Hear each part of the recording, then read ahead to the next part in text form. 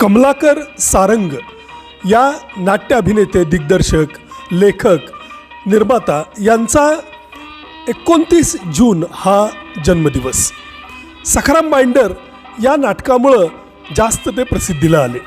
या नाटकामुळं त्यांच्या घरावर दगडफेकही झाली आणि त्यांना कोर्टाची पायरीही चढावी लागली.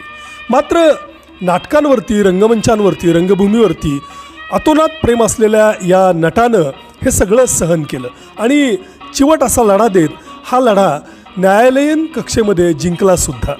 सखाराम बाइंडर या नाटकावरती त्याच्या विषयामुळं, प्रक्षोभकतेमुळं लोकांनी एक अघोषित अशी संचारबंदी टाकली होती. मात्र कमलाकर सारंग त्याला पुरून उरले. मराठी नाट्यचित्र अभिनेत्री लालन सारंग या त्यांच्या पत्नी होत. घरटं आमचं छान, बेबी, जंगली कबूतर यासारखी नाटकंही त्यांची गाजली. दीड शहाणे या चित्रपटातला त्यांचा खलनायक अजरामर